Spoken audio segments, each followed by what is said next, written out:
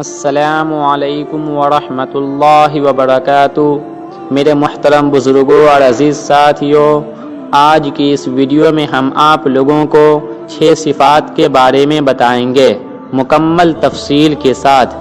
میرے عزیز دوستو، صحابہ کرام رضی اللہ تعالی عنہم اجمعین اللہ کے نبی صلی اللہ علیہ وسلم کی صحبت میں رہ کر بہت ساری صفات سیکھیں۔ ان میں سے چند صفات یہ ہیں جن پر عمل کرنے سے دین پر چلنا ہمارے لیے آسان ہو جاتا ہے۔ وہ صفات یہ ہیں: نمبر 1 ایمان، نمبر 2 نماز، نمبر 3 علم و ذکر، نمبر 4 اکرام مسلم، نمبر 5 اخلاص نیت، نمبر 6 دعوت و تبلیغ۔ ان میں سے پہلی صفت ہے کلمہ، لا الہ الا اللہ محمد الرسول اللہ۔ اللہ تعالیٰ کے سوا کوئی عبادت کے لائق نہیں۔ حضرت محمد صلی اللہ علیہ وسلم اللہ تعالیٰ کے رسول ہیں۔ ساری کی ساری کامیابیاں صرف اللہ کے ہاتھ میں ہیں۔ اللہ کی ذات حقیقی ذات ہے، باقی سب کو اللہ نے پیدا کیا ہے۔ اللہ کی صفات حقیقی صفات ہے، باقی ساری صفات کو اللہ نے پیدا کیا ہے۔ اللہ نے ہماری اور ساری دنیا کے انسانوں کی دونوں جہانوں کی کامیابی صرف اپنے حکم کو رسول پاک صلی اللہ علیہ وسلم کے طریقوں سے پورا کرنے میں رکھی ہے۔ اس کا یقین دلوں میں اتر جائے، اللہ جل شانہ کی ذات عالی سے تعلق پیدا ہو جائے اور اس کی قدرت سے براہ راست استفادہ ہو۔ اس کے لیے حضور صلی اللہ علیہ وسلم ایک طریقہ لے کر آئے ہیں۔ جب یہ طریقہ اور سلیقہ زندگیوں میں آئے گا تو پھر اللہ تعالی ہر حال میں کامیابی عطا کر کے دکھائیں گے۔ کلمہ میں اپنے یقین، اپنے جذبے اور اپنے طریقے کو بدلنے کا مطالبہ ہے۔ اللہ کے پاس چیزوں اور حالات کے لامحدود خزانے ہیں۔ اللہ تعالی چیزوں کے اور حالات کے پیدا کرنے والے ہیں، اپنی قدرت سے جو چاہتے ہیں کرتے ہیں اور کرنے میں مخلوقات میں سے کسی کے محتاج نہیں ہیں۔ اللہ صمد ہیں، بے نیاز ہے۔ اللہ علیم ہیں، جاننے والے ہیں، بصیر ہیں، دیکھنے والے ہیں۔ وہ سمیع ہے، سب کو سننے والا ہے۔ وہ رازق ہے، تمام مخلوقات کو روزی دینے والا ہے۔ وہ خالق ہے، پیدا کرنے والا ہے۔ آگ سے جنات پیدا کیے، پانی کے اندر مچھلیاں اور دوسرے آب جاندار پیدا کیے، ہوا کے اندر انسان، پرند، چرند اور درندے پیدا کیے، مٹی کے اندر حشرۃ الارض اور نور سے فرشتے پیدا کیے۔ وہ زندگی، موت اور زمین، آسمان کو پیدا کرنے والا ہے۔ چاند، سورج، ستارے، سیارے، سمندروں اور پہاڑوں کو پیدا کرنے والا اور بنانے والا ہے۔ عزت و ذلت کا فیصلہ کرنے والا ہے۔ ہر چیز پر قادر ہے اور ہر شے اس کے قبضہ قدرت میں ہے۔ اللہ کے پاس غیب کے خزانے ہیں، جو کچھ خشکی اور تری میں ہیں وہ سب اس کے علم میں ہیں۔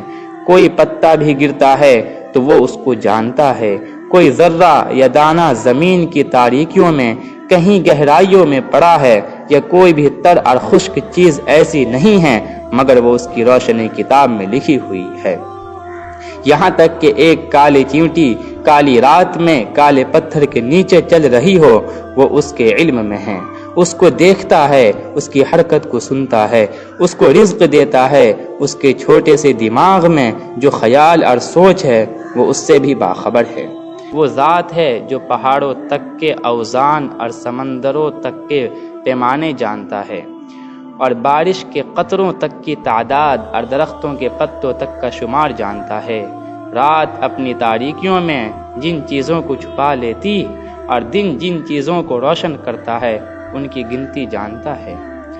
نہ ایک آسمان دوسرے آسمان کو اس سے چھپا سکتا ہے، نہ ایک زمین دوسری زمین کو اس سے چھپا سکتی ہے، اور نہ کوئی سمندر ان چیزوں کو جو اس کی تہ میں ہیں اس سے چھپا سکتا ہے، اور نہ کوئی پہاڑ ان چیزوں کو جو اس کے غاروں میں ہیں اس سے چھپا سکتا ہے۔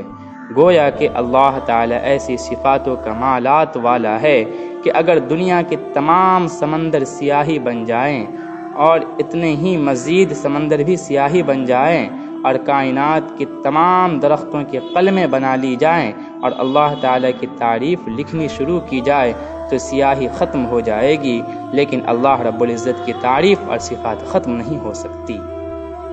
وہ ذات ہمیشہ رہے گی، وہ اول ہے، وہ آخر ہے، وہ ظاہر ہے، وہ باطن ہے۔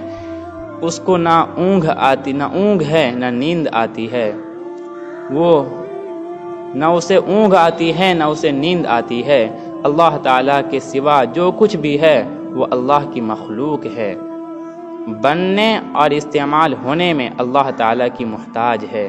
وہ سب کا خالق و مالک ہے، جو چاہے کرے۔ ہمارے دل کا یقین بن جائے کہ اللہ سب کچھ کیے بغیر سب کچھ کر سکتے ہیں، اور سارے کا سارا سب کچھ مل کر اللہ کے بغیر کچھ بھی نہیں کر سکتا۔ وہ اپنی قدرت سے جو چاہتے ہیں کرتے ہیں۔ حضرت آدم علیہ السلام کو بغیر ماں باپ کے پیدا کر دیا، حضرت عیسیٰ علیہ السلام کو بغیر باپ کے پیدا کیا، ان کی والدہ پاک مریم کو بند کمرے میں بے موسم کے پھل عطا کیے، ان کو حضرت عیسیٰ کی پیدائش کے وقت تازہ کھجوریں اور پانی کا چشمہ عطا کیا، حضرت عیسیٰ علیہ السلام کو ماں کی گود میں گویائی عطا فرمائی، بڑے ہو کر ان کے ہاتھ سے مردوں کو زندہ کروایا، کوڑھی کو ٹھیک کر دیا۔ میرا عزیزو، حضرت ابراہیم علیہ السلام کے لیے آگ کو گلزار بنا دیا، حضرت اسماعیل علیہ السلام کی ایڑیاں رگڑنے سے زمین سے آب زمزم نکلا، حضرت یونس علیہ السلام کی مچھلی کے پیٹ میں حفاظت کی، زکریا علیہ السلام کو بڑھاپے میں بیٹا ہونے کی خوشخبری سنائی، حضرت موسیٰ علیہ السلام کے عصا کو اژدہا بنا دیا، اژدہے سے پھر عصا بنا دیا اور ان کو بحر قلزم سے راستے دیے۔ حضرت داؤد علیہ السلام کے لیے لوہے کو موم کی طرح نرم کر دیا کہ وہ اس سے اوزار بناتے، حضرت سلیمان علیہ السلام کے تخت کو ہوا میں اڑایا، حضرت صالح علیہ السلام کی قوم کے لیے پہاڑ سے اونٹنی کو نکالا اور اس نے باہر آ کر بچہ جنا، اصحاب کہف کو 309 سال سلایا اور زندہ رکھا، عزیر علیہ السلام کو 100 سال تک سلایا اور ان کے کھانے کو گرم رکھا، سید دو جہاں حضور اکرم صلی اللہ علیہ وسلم کی غار ثور میں حفاظت کی، ان کی انگلی کے اشارے پر چاند کے 2 ٹکڑے کیے، اپنی قدرت سے 7 آسمانوں کے اوپر بلا کر اپنے سامنے بیٹھا کر معراج کروایا، جنگ بدر میں مسلمانوں کی 313 کی تعداد کو اپنے سے 3 گنا پر غالب کیا۔ اصل کرنے والی ذات وہی ہے، زندہ سے مردہ پیدا کر دے جیسے مرغی سے انڈا، اور مردے سے زندہ پیدا کر دے جیسے انڈے سے مرغی۔ وہ عجیب ہے، بے مثال ہے۔ اصل طاقت اللہ کی طاقت ہے، کامیابی مال، ملک اور عہدے میں نہیں ہے۔ زندگی کا بننا اور بگڑنا اللہ کے ہاتھ میں ہے۔ یہ ہمارے دل کا یقین بن جائے کہ اللہ ہی زندگی بناتے ہیں اور اللہ ہی زندگی بگاڑتے ہیں۔ آگ میں حضرت ابراہیم علیہ السلام کی زندگی بنا دی، مردود بادشاہ کو تخت پر بیٹھا کر اس کی زندگی بگاڑ دی، حضرت یوسف علیہ السلام کو جیل میں رکھ کر زندگی بنا دی، مصر کی حکومت عطا کی، اس کے مقابلے میں نافرمانی کرنے والوں کو ناکام کیا، فرعون، قارون اور حامان کو حکومت، مال اور عہدے دے کر زندگی بگاڑ دی، قوم نوح کو اکثریت میں ناکام کیا، قوم عاد کو باوجود طاقت اور قوت کے ناکام کیا، قوم سبا کی زبردست نظام زراعت ہوتے ہوئے زندگی بگڑی، قوم شعیب اپنی تجارت میں زندگی بگاڑ بیٹھے، قوم لوط کی اللہ تعالیٰ نے ان کے برے عملوں پر زندگی اجاڑ دی، جبکہ اللہ تعالیٰ نے صحابہ کرام رضی اللہ تعالیٰ عنہم اجمعین کی کچے جھوپڑیوں میں زندگی بنا دی۔ اللہ اکبر۔ گویا کہ انسان کی زندگی کا بگڑنا اور بننا باہر کی ظاہری چیزوں میں نہیں ہے، بلکہ اس کے اندر کے یقین اور جسم سے نکلنے والے اعمال پر ہے۔ محمد الرسول اللہ صلی اللہ علیہ وسلم کا مقصد ہے کہ جس طرح ہم نے حضرت محمد صلی اللہ علیہ وسلم کی رسالت کا اقرار کیا ہے، اس طرح ہمیں یقین ہو جائے کہ ہماری پوری کامیابی رسول اللہ صلی اللہ علیہ وسلم کے طریقوں پر چلنے میں ہیں، غیروں کے طریقوں پر چلنے میں 100% ناکامی ہیں۔ تمام راستے سوائے نبی کریم صلی اللہ علیہ وسلم کے راستے کے تباہی اور بربادی کی طرف جاتے ہیں۔ اللہ پاک کا فرمان ہے کہ اے محمد صلی اللہ علیہ وسلم کہہ دیجئے، اے لوگو، اگر تم اللہ تعالیٰ کے ساتھ محبت کرنا چاہتے ہو تو میری تابع داری کرو، اللہ پاک تم سے محبت کر لے گا اور تمہارے گناہوں کو معاف فرما دے گا۔